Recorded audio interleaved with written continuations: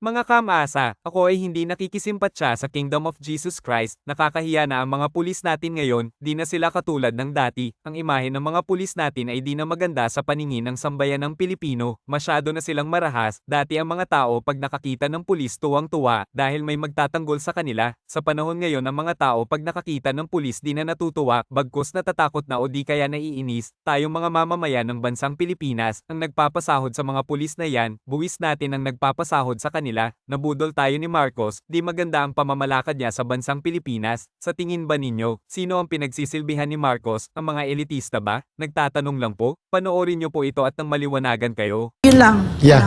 And ang pahayag na ito ni Retired Major General Orlando De Leon ay pinapalo up at pinanindigan din ng isa pang AFP senior officer na nag-retire, Major General Pokis, at ganon din po ang pagpupuna ngayon ni Senator Ping Lacson na naging Chief of the Philippine National Police.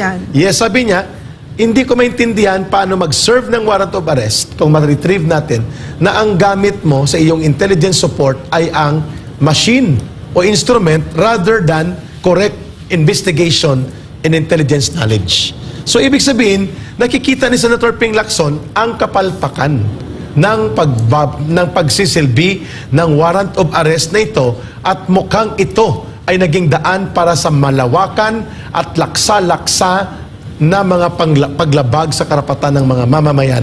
And hindi po ako magugulat, mga kababayan, hindi po kami magtataka na pupunta po sa United Nations upang ireklamo ng tuloy-tuloy na paggamit ng karahasan ng Estado at mga malawakang paglabag sa international humanitarian law at sa mga conventions on civil and political rights si Marcos Jr.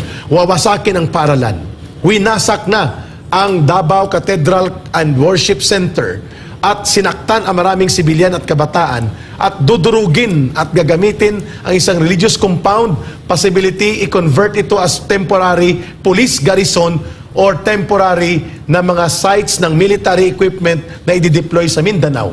Ito po yung mga possibilities ng patutunguhan nila. At lahat ng ito po ay nakadocument. Kaya po tayo nagsasalita sapagkat dapat lamang ito na dalhin na rin sa United Nations ang kaganapang ito. Pero subalit bago niyan, mapapadali po ito kung aaristuhin na mismo ng mga grupo ng general, ng police at army at ng armed forces si Marcos sapagkat wala na sa katinuan ang ginagawa nila. Kasama po sa dapat aristuhin dito si Abalos, si Torre, si Marbil at ang kanilang mga grupo na ngayon ay walang kinikilalang batas o kautusan at pagrespeto sa otoridad ng korte to interpret correctly the law.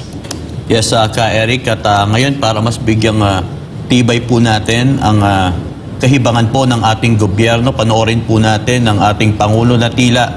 Kung masasabi niyo sa mga president, ano pong masasabi niyo dun sa mga kritisismo na yung nangyayari daw pong police operations sa KOJC compound ay overkill daw po at may mga violation na po ng human rights ayon sa mga kritiko ninyo? Camera. Specify. Yung daw pong pagde-deploy ng sobrang daming police at saka yung blockade, yung mga nadidisrupt na daw po yung normal. Meron mang human rights violation kung maraming police?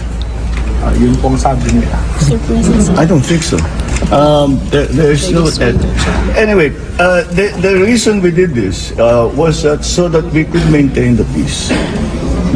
The only way to maintain the peace is to make sure that the area is safe and is secure. And considering this is a 30-hectare compound, kailangan mo talaga ng maraming tao. Hindi mo pwedeng gawin ito na isang dosenang pulis. Para hindi na bale yung mga lumalaban o yung mga nagre-resist, nanghaharang, hindi na bale muna yun. Para lang yung pag-inspeksyon ng 30 hectares, kailangan mo na kagad ng maraming tao. So, Do you think it better I do not see. I think what they're talking about is political na yan. Hindi na totoo yan. You go to any human rights advocate, there's nothing that we did. Lahat ng pumasok na pulis, hindi armado. Walang baril, kahit isa. Hindi kami gumamit ng tear gas. Wala kaming ginawang ganun. So anong human rights violation? Marami lang. Kung kukonti yun, mas marami pang nasaktan. Mas maraming nasaktan na supporter ng Kingdom of Jesus Christ. Maraming nasaktan na pulis. Dahil maglalaban. So, kung marami, itapos ka agad ang problema. So, that's what we done. Surrender na lang. Surrender na lang po. Surrender na lang po. Para Hindi maiwasan. ko nga maintindihan kung bakit dinadamay ni Kibuloy ang mga tauhan niya. Kasi sinasabak niya yung mga tauhan niya. Wala namang kasalanan yung mga yan. They just believe they're looking for an answer, a value system, and they think they have found it with Kibuloy. But they did not sign up to be in the front line of this kind of thing that's happening now, that they will protect him from arrest, even when he has cases filed against him, not only here in the Philippines, but also in the United States. So, I suppose I can understand their disagreement with us, even anger. But all that the police are doing is enforcing the warrant of arrest against Apollo Kibuloy. That's all they're doing. President, Isa-isayin namin dito sa panel namin ni Ma'am Lorraine at Brother Franco. Simulan ko, Ma'am. Number 1. Medyo pabalang at arrogante niyang tinanong ang nagtatanong na media. Bakit? Pag maraming pulis ba may human rights violations? Tama po kayo. Ngagba na Marcos Jr. Hindi automatic na pag may maraming pulis may human rights violations. Pero ito pong nangyari sa Davao ay hindi lamang po maraming pulis, kundi maraming tinergas sila, marami silang pinukpok, kinaladkad, ginapos, sinipa, tinaniman ng kutsilyo, at mga piniperspray at winasak na mga property sa loob ng compound. Hindi po yan kasama sa authorized serving of warrant of arrest. Iyon po ay human rights violations, bupuls. Dapat mo maintindihan na ang presence ng police ay hindi human rights violation.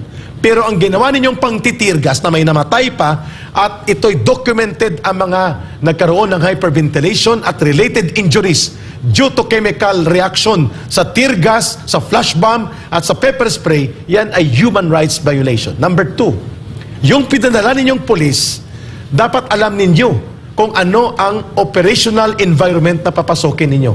Compound na religious and church workers ang nandun at ipinapakita na ito sa 4 na beses bago ang marahas na paglusob nyo noong August 24 na ang nakatira doon mga bata, kababaihan, estudyante, may school, may katedral. So kung alam mo na ikaw ay commander-in-chief, tinanong mo dapat ano ang operational environment on the ground. Tama ba na magpadala ka ng combat operatives na parang military operation or actual combat assault ang gagawin nyo? It was not a serving of warrant of arrest. Kayo ang nanakit. Kayo ang lumusob. Pangatlo, you're implementing the law. You're implementing the order of the court. Saan kayo binigyan ng order ng korte? Na agawin nyo ang compound na pagmamayari na ibinunga ng dugo at pawis ng relihiyon at organisasyon nila na walang hiningi na singko sa gobyerno, na itayo nilang ang lugar na ito dahil lang may bitbit kang warrant of arrest, may karapatan ng mang-agaw ang gobyernong ito ng mga pribado at pati na relihiyosong compound. Yan po ay illegal at dapat pinatigil mo. Hindi mo binigyan ng matuwid. At ang pang-4 na punto ko, bago kay pasa kay Brother Franco at kay Ma'am Lorraine, sinabi mo pa na may kaso sa Amerika, sinabi mo na sinasangkalan niya ang kanyang mga followers upang ipagtanggol na hindi siya maaresto. Excuse me, ang ipinagtatanggol nila dyan ay hindi si Pastor Kibuloy, kung hindi ang kanilang property rights and ang kanilang right na wag labagin ang mga tulugan nila, bahay nila, ang kanilang sambahan, ang kanilang paaralan. It's beyond Pastor Kibuloy. When you attack private properties, domicile, abode, tirahan, sambahan na kanilang nirerespeto at ipinundar, yan po ay karapatan nilang tumutol. Hindi dahil sila ay nagpoprotekta kay Pastor Kibuloy. Mag-ayos-ayos ka. Mukhang wala ka nga sa wastong katinuan ng pag-iisip mo, Mr. Marcos. Ma'am Lorraine. Very clearly, no? Very clearly, itong president natin, okay, number one, he's really the brains behind all of this. Of course, no, even siya yung president, nakala natin, hindi pala siya informed pala siya, no. Alam niya kung ano nangyayari, pero he chooses to lie to the Filipino people. So he really is, this has his full approval. Yung paglusob ng PNP, yung pang-aapi, panghaharas, yung physical and lahat yan, meron niyang basbas ni Ferdinand Marcos Jr. And right now, what we can see when doon sa statements niya na yon, no, talagang walang kakayanan ito. Walang moral authority, wala talagang alam itong taong ito. It's almost painful to listen to him, 'di ba? So, Agree. Ay, parang maatake di corazon kami ni Ma'am Lorraine, Brother Franco. Yeah. Kasi At, pinapakalat nila ito sa lahat, sa media, sa international, ginawang statement nila. At Frank, baka may update ka. may update dito. Okay? Oh, sige, ma'am. Go ahead. Ikaw muna, ma'am. Ito yung pang-10 grupo na nag-search dito sa lounge ng cathedral na hinahanap daw ang heartbeat ni Pastor Quiboloy. Na ginagawang tanga talaga yung mga pulis natin, itong sila Marbil, ni Abalos at saka ni Torre. No, we have a footage of it. This Today was ito, ma'am, no? Ngayong araw ito. This was just today. So, kung isama mo pati ang nakaraang paglusob, siguro mga 100 mahigit na prank na pabalik-balik, halongkat dito, halongkat doon. Nakita niyo kung gaano kaparanoya at kapraning na si Marcos at ang kanyang mga tauhan. Heartbeat ang hinahanap, pero pinaakyat nilang pulis sa bubong. Paano nagkaroon ng heartbeat sa bubong na underground ang hinahanap nila? Yan, imbornal yan eh. Yan.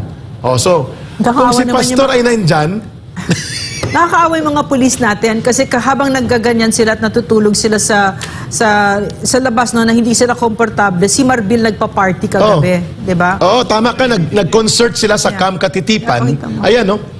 Nahulog ang pulis dahil may heartbeat sa underground, pero sa Ang bubong sakit niya. pinakyat. Alam mo, natakot ako na napanood Ayan, ko no? yan.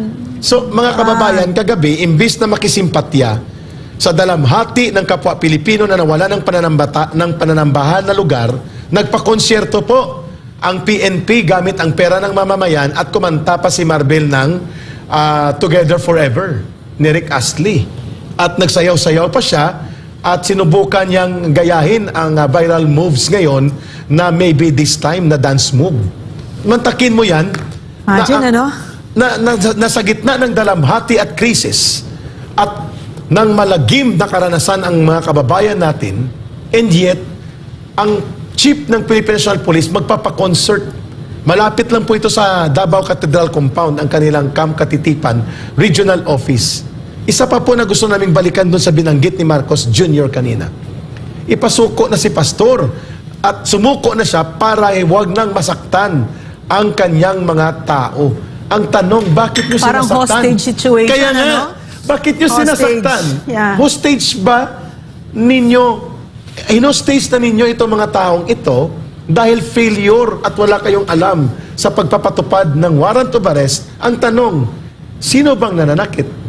Ano bang ginagawa nila para saktan sila? Ang mga kabatch niya na mga first quarter storm.